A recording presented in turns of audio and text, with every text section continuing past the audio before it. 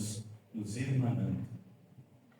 Pedimos também que nesse momento tenhamos as nossas mentes dilatadas, os nossos corações apaziguados, a fim de compreendermos a mensagem que o nosso irmão veio nos trazer da forma mais profunda possível. E que essas informações sirvam de base para a nossa vivência do dia a dia, a certeza, do amparo e da vivência do nosso querido Mestre junto a nós. Que assim seja. Então, meus irmãos, sem mais delongas, sem grandes explanações, nosso amigo Eduardo, com vocês. Uma boa noite a todos. Que a paz do Mestre Jesus possa nos envolver na noite de hoje. Agradecido pelo convite dos trabalhadores tão amorosos que sempre estão conosco em comunicação para que a gente possa fazer essa troca entre as casas espíritas. Eu sou natural de Gaurama, na realidade, então pertinho. Moro na praia já faz mais de 20 anos, em Torres, porque eu também não sou bom. Vou fugir desse frio. E a gente auxilia na coordenação, na direção de uma casa espírita lá em Torres. E nós acabamos nos conhecendo. A Fábio foi colega da minha irmã e a gente entrou em contato. E assim a gente vai fazendo essa troca de trabalho entre as casas para que a gente possa levar a doutrina espírita dentro da ótica de Allan Kardec, especialmente no nosso Mestre Jesus. A doutrina espírita é uma doutrina cristã. E nós temos sempre como nosso orientador maior de nossos trabalhos todos nas casas espíritas, Jesus.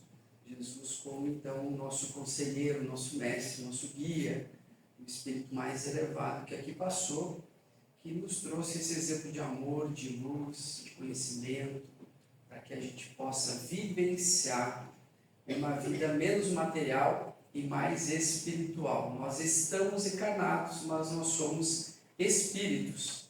E como espíritos, nós precisamos, ao longo da nossa vida, adquirir valores que nós levaremos para além da morte, para a vida espiritual. Eu vou falar sobre a morte hoje. Quem quiser se retirar primeiro, fiquem à vontade. Mas na realidade é algo que todos nós iremos passar. Tem um personagem de Victor Hugo, escritor francês, do livro Os Miseráveis, que se chamava Jean Valjean. Alguns devem conhecer a obra, ou já assistiram filme, ou peças de Os Miseráveis. Victor Hugo, enquanto escritor ainda na França, ele teve uma vivência junto ao espiritualismo e espiritismo francês. Ele vivenciou, participou de algumas reuniões mediúnicas em que ele recebeu, inclusive, cartas de sua filha e psicofonias de sua filha que havia desencarnado. Então, ele tinha uma plena consciência da relação da vida, da morte e da espiritualidade, da manutenção da vida, da manutenção da identidade do espírito após o desencarne. E nesse personagem que ele cria, que é o personagem principal da obra, no final da sua vida, Jean Valjean, já quase desencarnando, recebe a sua filha adotiva Cosette e o seu genro, e ele, moribundo, deitado em sua cama, anuncia à filha que iria morrer. E a filha fica apavorada, em pânico. Mas como morrer, papai, agora? E ele diz assim: minha filha, morrer não é nada, não viver é que é terrível. Morrer não é nada, não viver é que é terrível. E quando a gente acompanha o personagem da obra, Jean Valjean, a gente vai perceber que ele faz uma jornada em vida de um criminoso que se arrepende e se torna um benfeitor. Então, o Victor Hugo cria um personagem demonstrando a possibilidade de nós, ao longo da vida, transformarmos o nosso íntimo.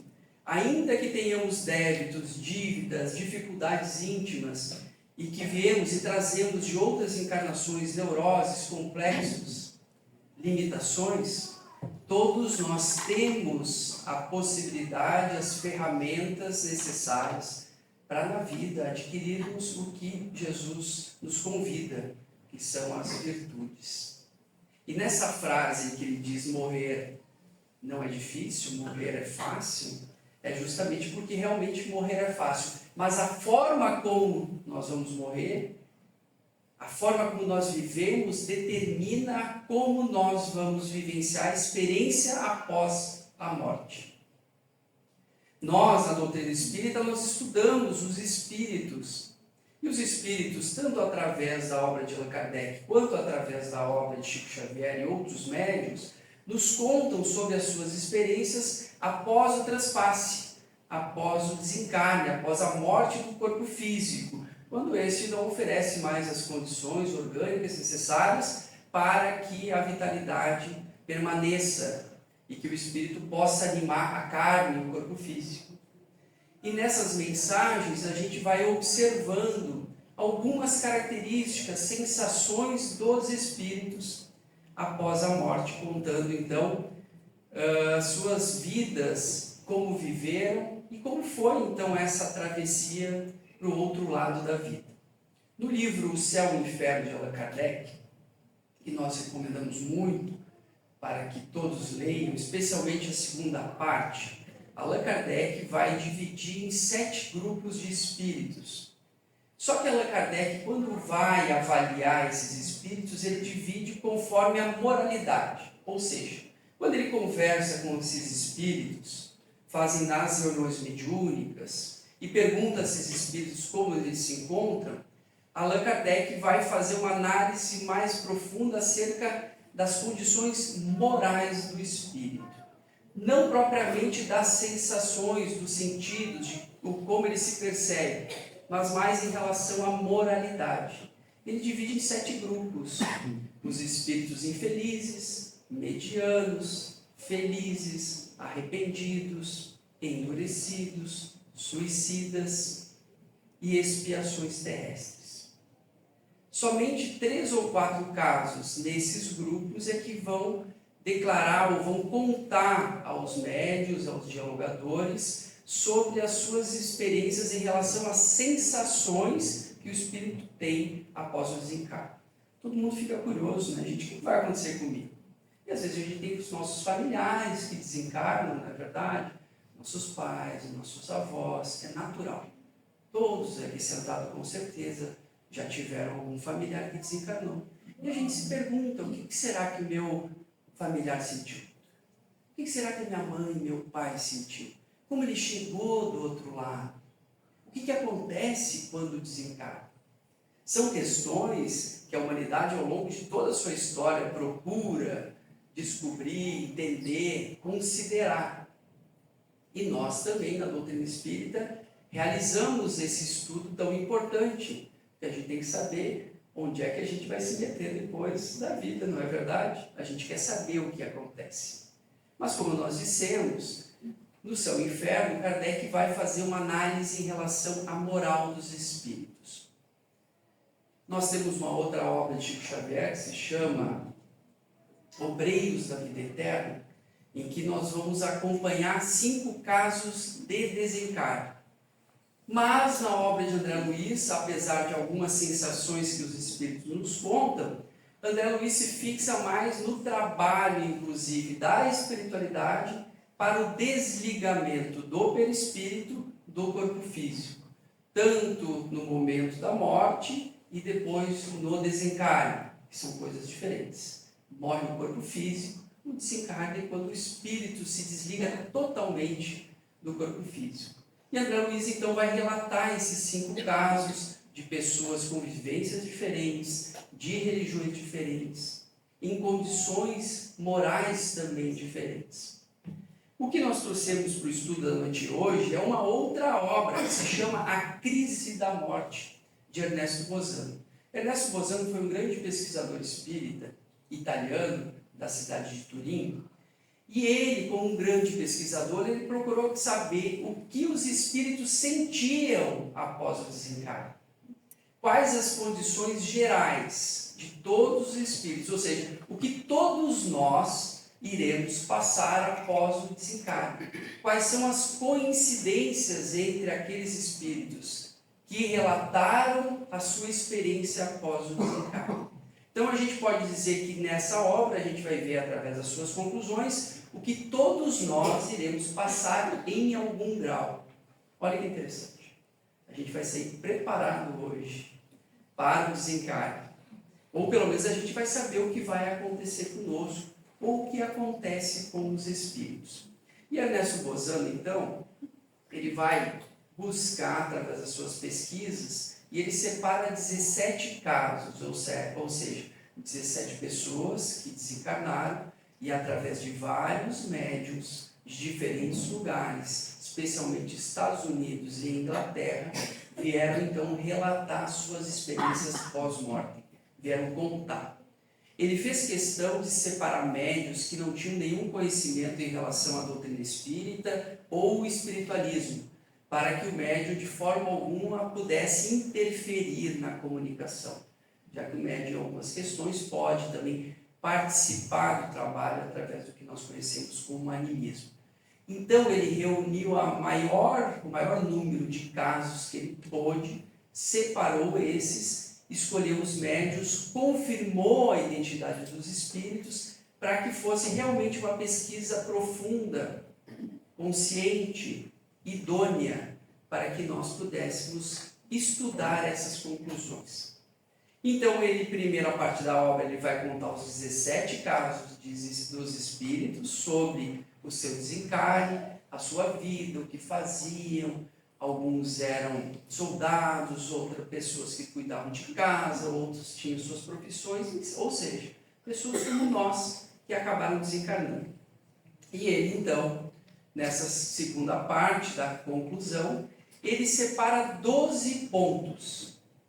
12 situações que todos os espíritos relataram passar da mesma forma. Ou seja, que todos nós vamos experienciar após o nosso desencarne. E a primeira, então, conclusão que ele chega, quando ele avalia esses 17 espíritos, é que todos se apresentavam com a mesma forma humana da existência. Ou seja, quando nós desencarnamos, após nós nos desligarmos do corpo, todos nós vamos nos reconhecer com os mesmos aspectos que nós apresentávamos enquanto encarnados.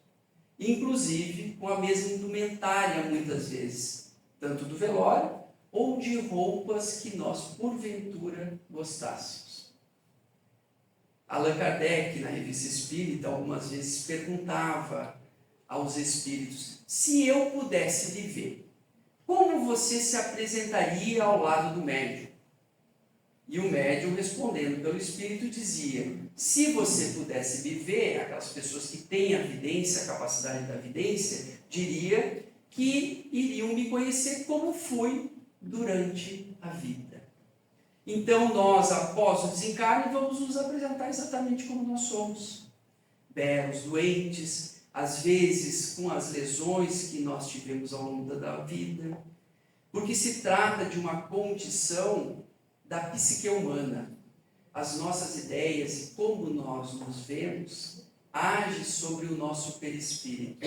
Então nós demonstramos, após o desencarne, como nós somos, e mesmo que nós não estejamos mais encarnados, ainda assim, muitas vezes, especialmente nos primeiros momentos, nós trazemos o reflexo da condição que nós apresentávamos durante a encarnação. Por exemplo, se desencarnamos doente, perdemos um membro, nos primeiros momentos da vida, após a morte, nós vamos nos apresentar igual. A gente perdeu um membro, por exemplo, no plano espiritual, na espiritualidade, no nosso perispírito? Não. Mas como a gente projeta aquela ideia de que a gente não tem mais o braço, por exemplo, a gente vai se apresentar no plano espiritual com o braço. Com o passar do tempo na espiritualidade, nós vamos rejuvenescendo às vezes. Olha que beleza! Tem harmonização facial no plano espiritual. Não precisam mais se preocupar. Por quê? Porque conforme a gente se adapta e a gente vai sentindo novamente a energia fluir no nosso perispírito, automaticamente a gente traz a relação de quê? Vitalidade, a gente lembra do quê? Juventude, não é verdade? que a gente tinha mais energia, mais vontade, mais alegria, mais tranquilidade? Quando a gente era bem jovem. Automaticamente o espírito projeta, a mente projeta sobre o perispírito essa rejuvenescência. Esses anos que vão deixando.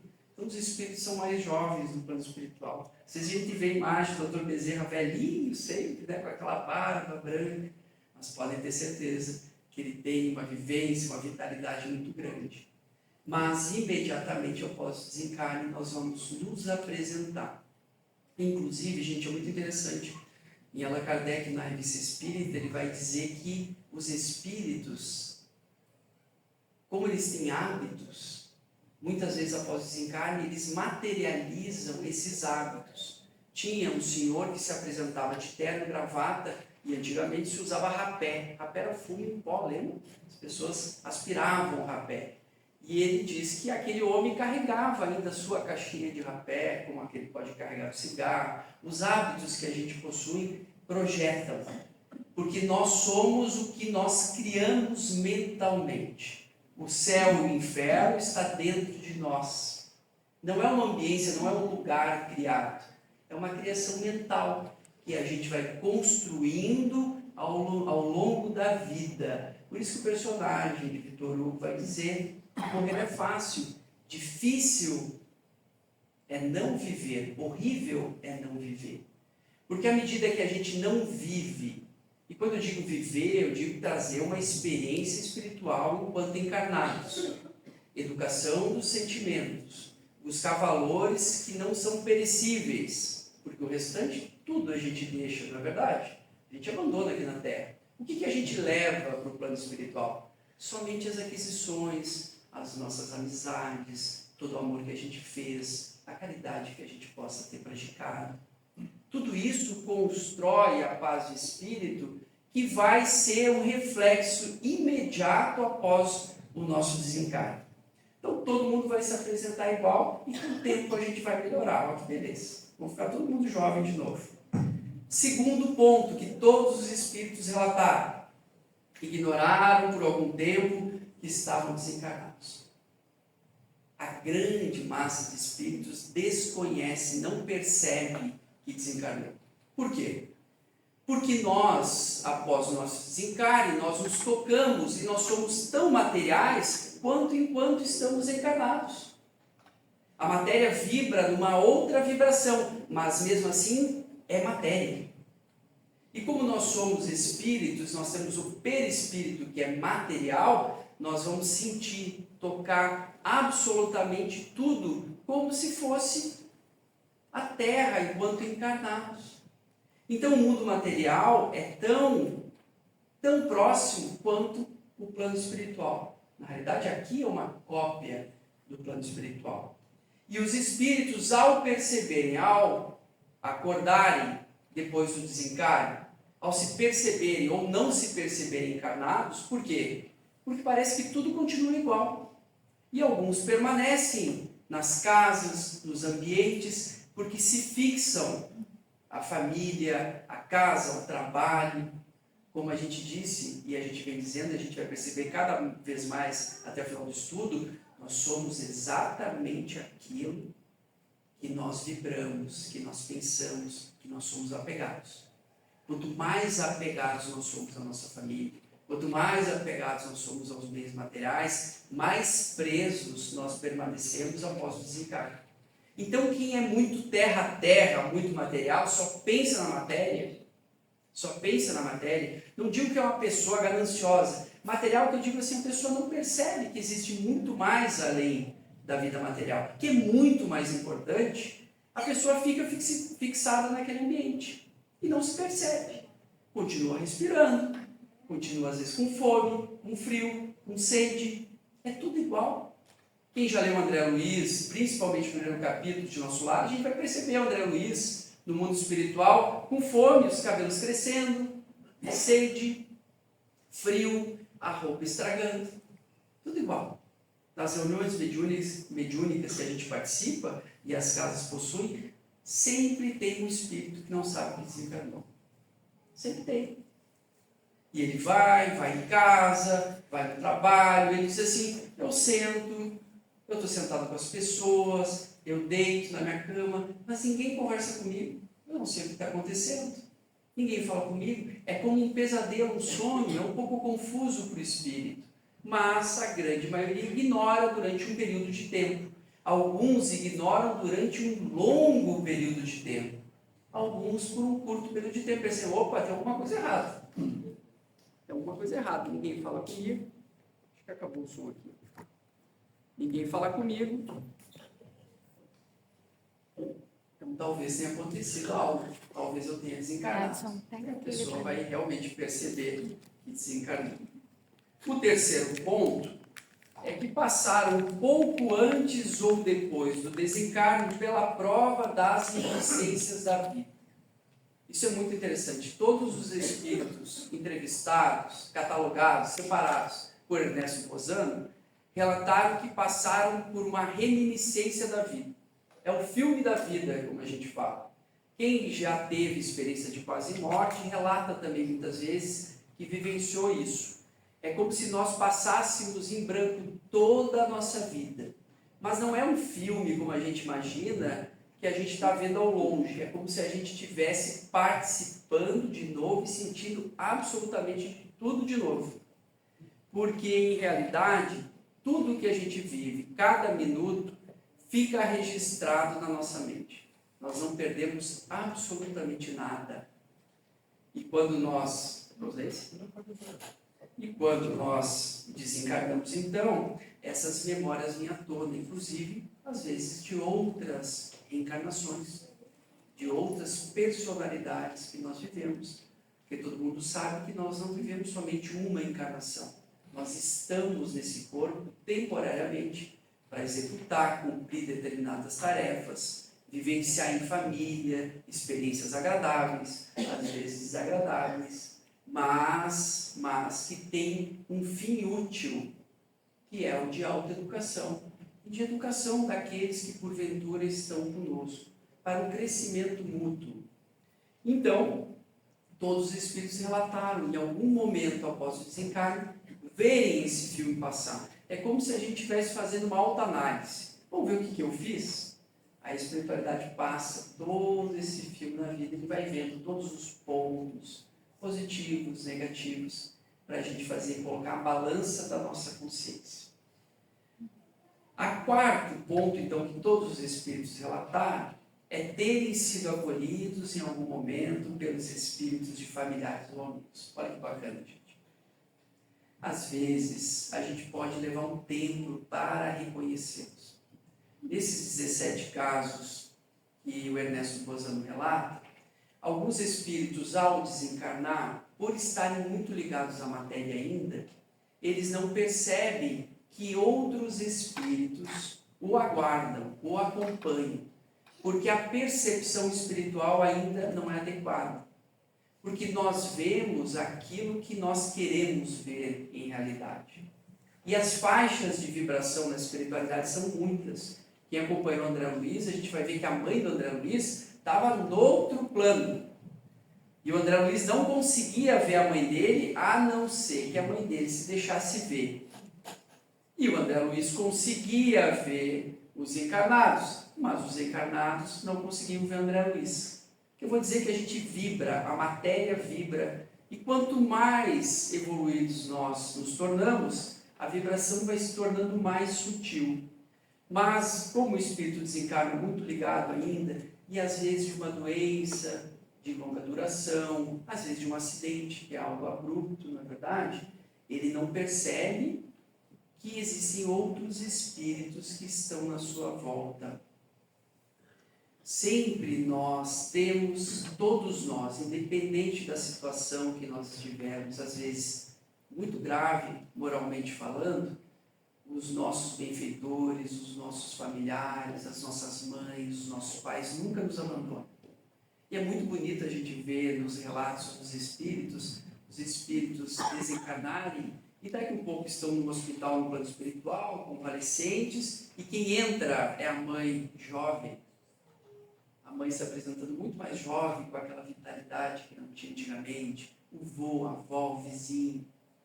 Então, da mesma tristeza daqueles que ficam aqui, há uma alegria muito grande daqueles que nos recebem. Então, todos nós, aqui todos os espíritos relataram que tinham familiares aguardando por eles. Olha que beleza. Então, nós não estamos, nenhum espírito desencarna sozinho no sentido de abandonado da misericórdia divina. Os nossos que nos precederam no além-túmulo estarão nos aguardando no plano espiritual. Conforme a gente vai tendo a capacidade de percebê-los, a gente vai vendo. Conforme uns já reencarnaram de novo, alguns familiares nossos, não é verdade? A gente disse, mas não vai ficar me esperando todo mundo? Às vezes não, vocês têm que voltar, preparar a casa, vai nos receber de novo com o pai, vai nos receber de novo com a mãe. A gente vai acompanhar eles depois crianças no plano espiritual. Então todos nós seremos acolhidos. Sim, passaram quase todos por uma fase mais ou menos longa de sono reparador.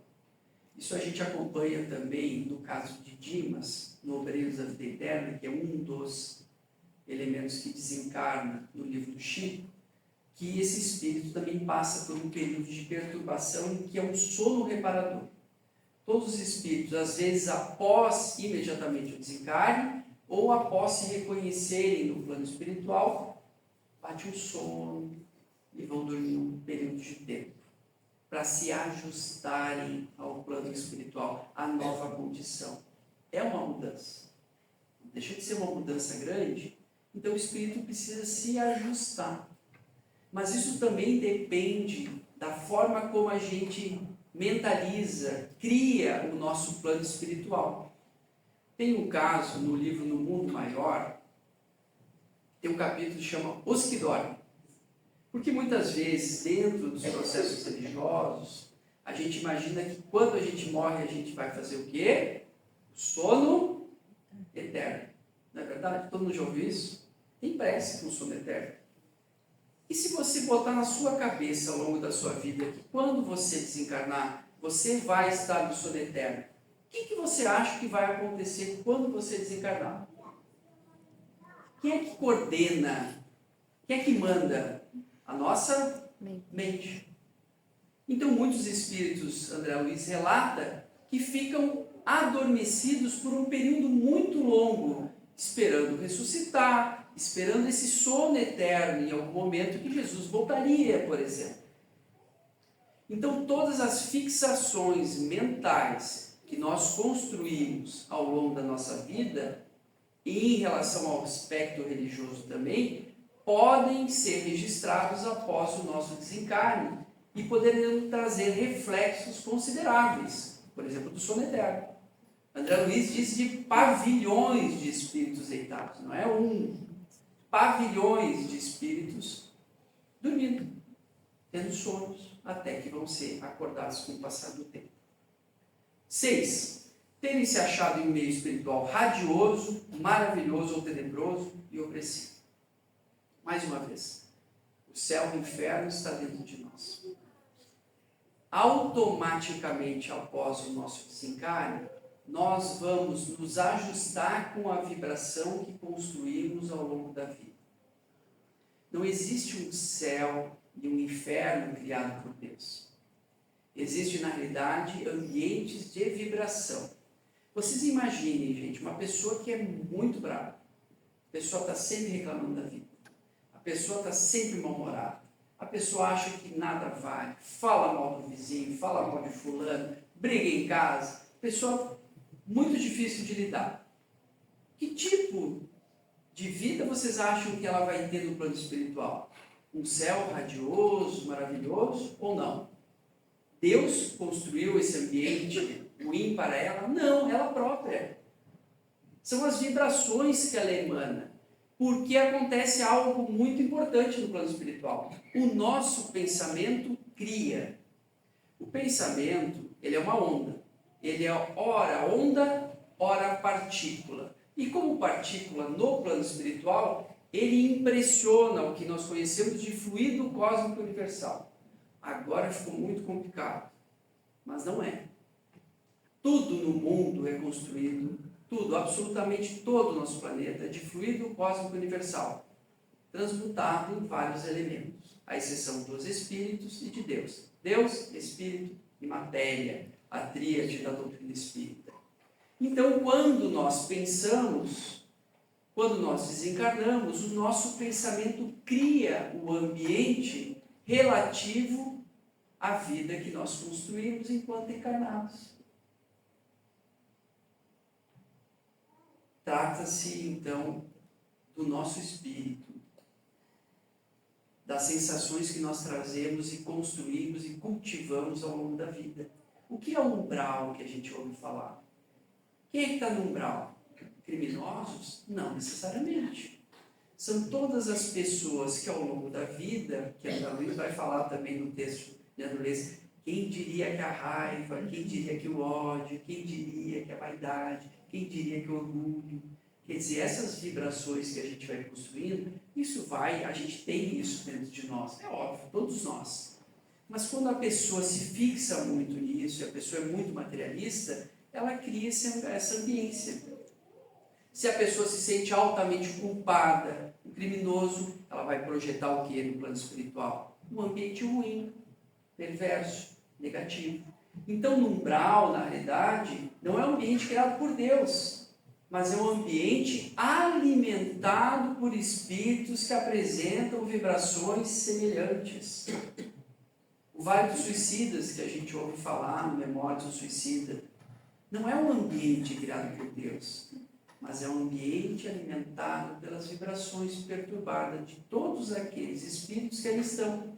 E ali eles vão drenando aquelas vibrações até que eles possam alcançar outros ambientes pelo arrependimento, por terem tempo de pensar pela vida, no que eles fizeram, no que deixaram de fazer, numa nova proposta de reencarnação.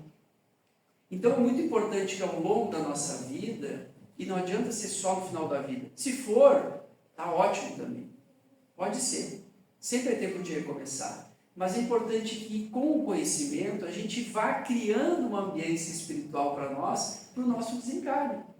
Esse é um preparo para o desencarne. Tem até uma cartinha do Humberto de Campos. Preparo para a morte. A gente não vai ler hoje, mas é muito interessante. Ou seja, o nosso estado de espírito diz muito de quem a gente é, como a gente vibra, quais são as nossas apreensões, o que a gente quer para a nossa vida, como a gente vê o outro, a forma como nós vemos a vida. Eu posso ver o deserto, ou posso ver uma flor do deserto. Pode me chamar a atenção mais a flor, mas pode me chamar mais a atenção o deserto. Então a forma como a gente vê a vida e como a gente vê os outros, fala mais de nós do que dos outros. É aquela história, quanto mais falam mal de Paulo, mais eu conheço Pedro. Era o contrário, né? Quanto mais falam mal de Pedro, mais eu conheço Paulo. Quer dizer, a visão que a gente tem da vida vai nos colocar automaticamente no plano espiritual naquele ambiente. Tem um caso, dentre esses 17, de um soldado, olha que interessante. O soldado da Primeira Guerra Mundial, 1914, mais ou menos a 1918. E esse soldado, ele pensava, ele adorava o exército. E na guerra, dentro daquela loucura da Primeira Guerra Mundial, ele acaba desencarnando. Quando ele desencarna, ele diz que ele continua dentro da guerra, desencarnado. Ele vê pessoas sendo feridas, ele bala voando, ele vê a trincheira, ele se joga e se esconde dentro de uma trincheira que não existe mais.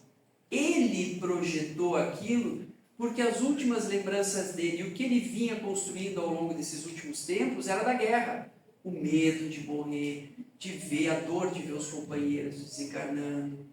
Então ele projetou tanto aquilo lhe marcou tanto, que automaticamente após o desencarne, ele não percebeu que tinha desencarnado, continuou na guerra.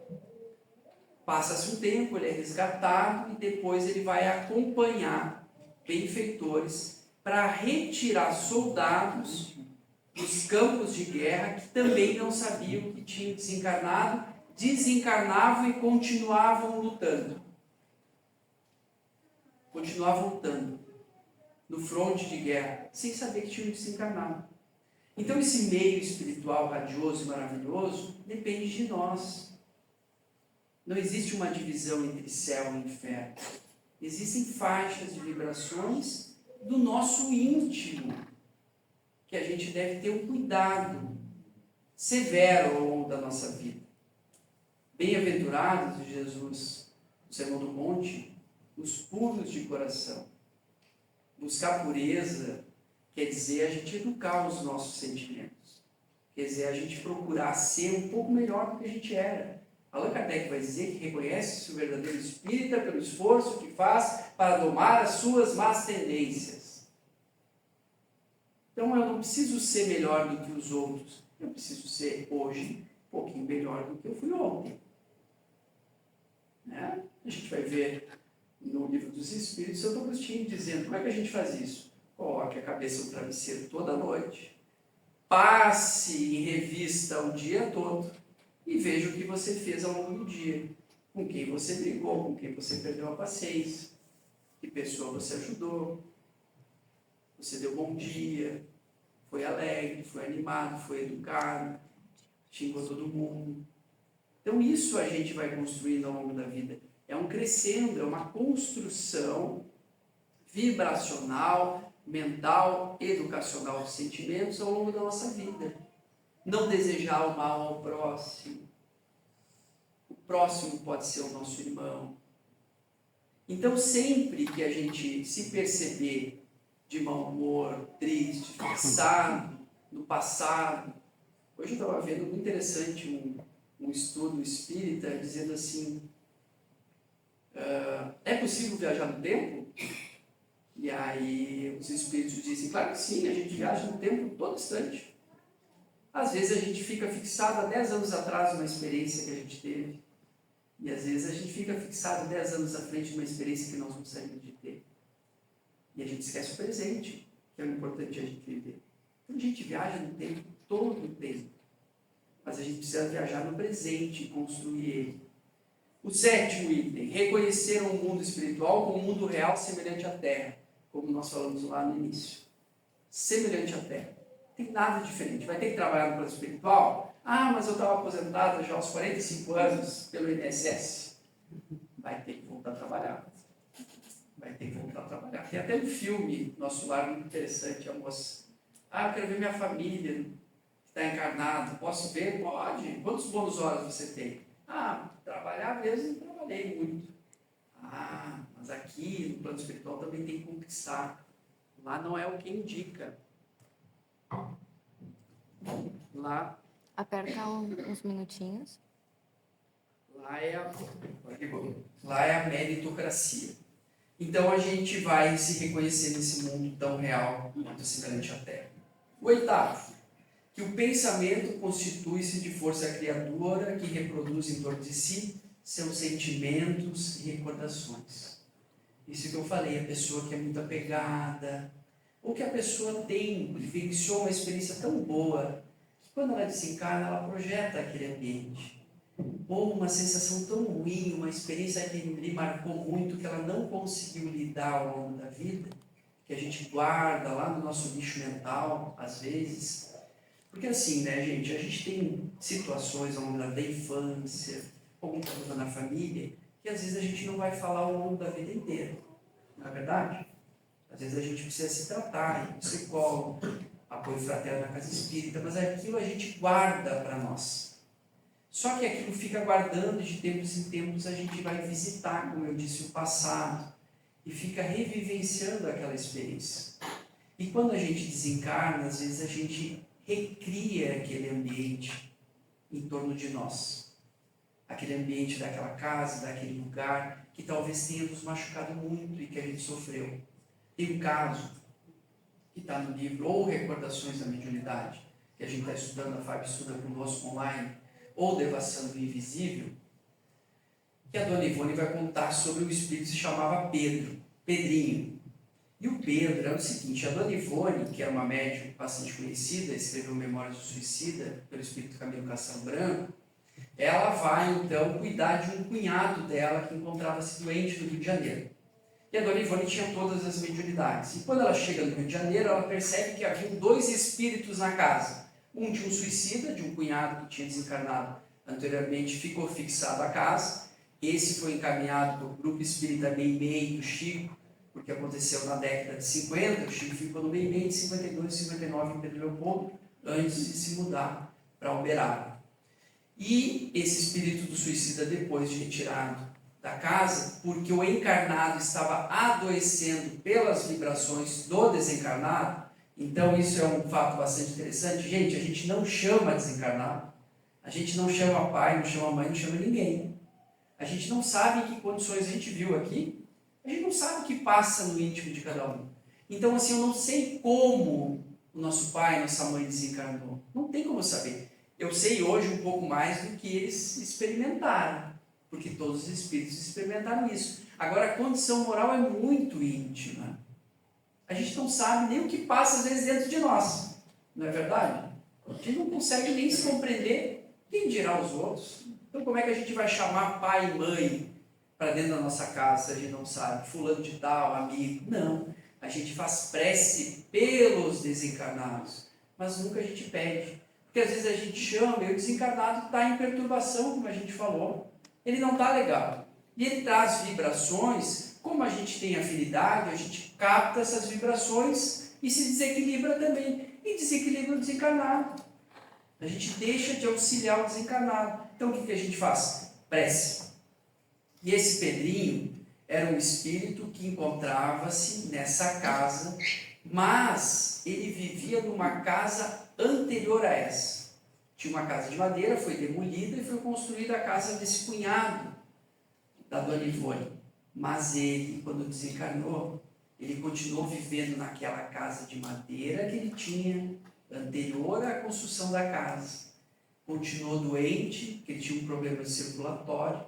Ele tinha a sua horta de ervilhas, ele tinha galinhas, o seu galpão, e deitava sobre a mesma cama que deitava enquanto encarnado. Décadas. Não estou falando de dias. Décadas. O que é isso? A criação mental através do pensamento. Ele ficou tão fixado no sofrimento no final da vida, na pobreza que ele passou, nas dificuldades, num tal de senhor romano da venda que tinha enganado ele. Ele ficou tão ligado àquilo que automaticamente, quando ele desencarnou, ele continuou vivendo naquele mesmo ambiente. Olha que interessante. Ele projetou toda a vida dele, as dificuldades, construiu a casa, as galinhas, tudo mentalmente. Ele vivia como um encarnado. Não tinha noção que tinha desencarnado há décadas e vivia em sofrimento. E aí, Dona Ivone vai fazer um trabalho que eu não vou contar, leia um livro, que é bastante interessante, mas só para ilustrar que como o nosso pensamento é capaz de criar. O pensamento cria enquanto encarnado. As nossas doenças, a gente não somatiza. Se a gente é muito bravo, a gente não tem gastrite? Tem ou não tem? Se a gente está irritado, não sobra pressão? Não dá dor de cabeça? A gente não tem insônia? O que é isso, gente? É o nosso pensamento agindo sobre a matéria, agindo sobre o nosso corpo físico. Nono, que o pensamento representa a linguagem dos espíritos que recém-desencarnados se iludem, imaginando falar a linguagem articulada. Ou seja, no plano espiritual, a gente não precisa falar. A gente pensa e o outro espírito entende. Os espíritos imaginavam que estavam articulando palavras, mas na realidade é pelo pensamento. Que é o que acontece semelhante a uma reunião mediúnica em que o médium capta o pensamento do espírito e vai traduzir automaticamente. O 10º, que a matéria não representa obstáculo para eles. Ou seja, que todo espírito, quando desencarna, ele pode atravessar a matéria como bem quiser. Ah, quer dizer que pode entrar no meu quarto? Pode entrar, estou tomando banho, o pessoal vai olhar o que eu estou fazendo? Depende. Depende da casa, depende da proteção. Tem uma obra do André Luiz, chama Missionários da Luz, Chico, que conta um casal que vai ter uma relação sexual para nascer um espírito, reencarnar um espírito que se chamava Segismundo. E olha que interessante. E ele pergunta, o André Luiz pergunta ao benfeitor, tá, mas quer dizer que Eles vão ver tudo o que está acontecendo dentro do quarto, o que está acontecendo, e dizem, não, quando o relacionamento é construído entre o amor e o respeito, existe uma proteção espiritual para que os espíritos não entrem. Olha que interessante. Quer dizer, dentro da moralidade, dentro da construção que a gente vai tendo de amor, de sentimento, de carinho, existe uma proteção. Agora, quando a gente não tem controle sobre os nossos atos, sobre a nossa mente, é como uma casa sem porta e janela. Entra quem quer.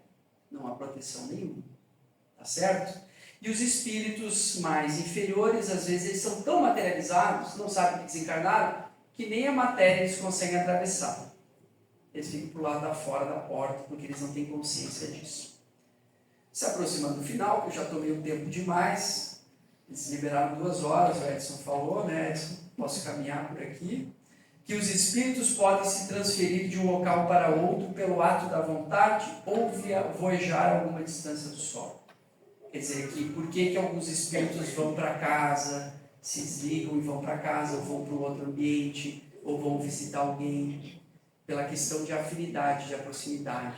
Às vezes é o encarnado que chama, e o próprio espírito, pela vontade, ele vai para onde ele quiser, pela força do pensamento. E o 12º e último ponto, terem aprendido que os espíritos dos mortos gravitam fatalmente e automaticamente para a esfera espiritual que lhes convém por virtude da lei de afinidade, que a gente conversou antes. Então, para onde é que a gente vai quando desencarnar? Cada um pode se perguntar, para onde é que eu vou? E aí a gente faz uma análise individual. Eu vou fatalmente para a esfera da lei da afinidade. Quer dizer, com que eu me afinizo? Com que pessoas, com que pensamento, com que valores eu me afinizo? Então existe uma separação natural pela afinidade dos espíritos, que depois, naturalmente, vão mudando de ambiência, vão tendo novas construções mentais, vão retornando à reencarnação, vão se reeducando. Gente, imagina quantas vezes a gente já desencarnou. Centenas, talvez, de desencarnes. A gente não lembra. E cada um foi diferente na questão moral. E conforme a gente vai tendo as nossas personalidades, nosso mundo íntimo, a gente vai vivenciando experiências diferentes. Mas como nós já temos essas condições de entender o que se passa conosco, nós podemos nos preparar para a vida. Pensar na morte é pensar na vida. Quem não pensa na morte não pensa na vida. Na morte física, mas na vida espiritual. Como meus familiares vão me encontrar do outro lado? Olha a alegria de receber um filho e uma filha que cumpriu a tarefa, que educou os filhos, que trabalhou, que se dedicou, que ia em um lar, que levou alimento para um doente. E não são só os familiares que nos aguardam, mas todos os espíritos que, porventura, de alguma forma, ao longo da nossa vida, a gente tocou o coração, seja dando um alimento, um remédio, um carinho, ouviu, um bom conselho, eles também vão se alegrar na nossa chegada no plano espiritual. Então não são só os de sangue que nos aguardam ansiosamente, mas todos aqueles que a gente construiu um vínculo de amor ao longo da vida. Conta a história do Dr. Bezerra de Menezes. Dr. Bezerra de Menezes desencarnou em 1900. Ficou meses numa cama, um mês e pouco na cama. Passou milhares de pessoas enquanto ele estava encarnado do lado dele. Porque ele era um médico bastante conhecido no Rio de Janeiro e era já conhecido e encarnado como médico dos pobres. Ajudou centenas, milhares de pessoas. E o Dr. Bezerra, quando desencarna no plano espiritual, ele então na cama ele começa a ouvir vozes e vozes. E ele está sendo atendido no plano espiritual, se readaptando também. E ele pergunta: que barulho é esse? Que vozes são essas? Ah, essas são vozes de pessoas que vieram lhe agradecer. E aí ele está num ambiente alto, e quando ele abre, eles abrem a janela como se fosse no hospital, ele vê uma multidão enorme, milhares de pessoas que aguardavam o Dr. Bezerra no plano espiritual, que vinham agradecer pelo trabalho que ele tinha efetuado. A melhor forma de desencarnar, gente, é praticar caridade. É colocar em prática os ensinamentos que Jesus nos trouxe. Quer desencarnar bem? Segue o Evangelho. Ah, mas não consigo todo. Também não consigo. Tem dia que eu consigo mais, tem dia que eu consigo menos, tem dia que eu não consigo. Mas nem por isso a gente vai deixar de se esforçar e tentar e praticar. Se a gente quiser desencarnar bem, justamente isso. Procure fazer o melhor que puder. Pouquinho a cada dia. Tem um caso de Emmanuel que ele vai dizer assim, se a gente se encontra em depressão, por exemplo, a gente conversava antes, perguntei para a Fábio como é que estavam os índices de suicídio aqui em Erechim e região, eu desconheço, porque em Torres a gente é a segunda cidade do Rio Grande do Sul e possivelmente a quinta cidade do Brasil em caso de suicídio. Só essa semana 2 meninas desencarnaram. Uma colega minha, que é dentista, com 26 anos, e uma outra menina de 22. 22 e 26. A gente não dorme quando a gente ouve isso. Eu perdi o sono quando essa colega desencarnou, com 25 anos. Linda, uma menina querida, já tinha uma clientela bastante grande. O pai fazia tudo para ela, a mãe. E aí o que a gente imagina? Ela tem tudo, mas nada disso vale. O que vale é o que a gente traz dentro de nós. E a gente traz complexos à alma, as dificuldades. Então, na busca da espiritualidade é que a gente vai curar esses maus. Não é a gente sendo mais bonito, mais bela. E eu não estou falando da menina, estou falando de nós mesmos. Quer dizer, não adianta a gente construir e ter tudo o que a gente almeja na vida em relação à matéria, mas nós sermos vazios dentro de nós. Nós queremos o mal do outro, a gente não se preocupar em relação à vida do outro, a gente cuidar absolutamente só da nossa vida. Orgulho e egoísmo, as duas chagas da humanidade. Então é importante que a gente se prepare para a nossa morte, procurando viver bem, como João Valjean disse, morrer não é nada, não viver é que é horrível. Que o Mestre Jesus envolva a todos e obrigado pela oportunidade.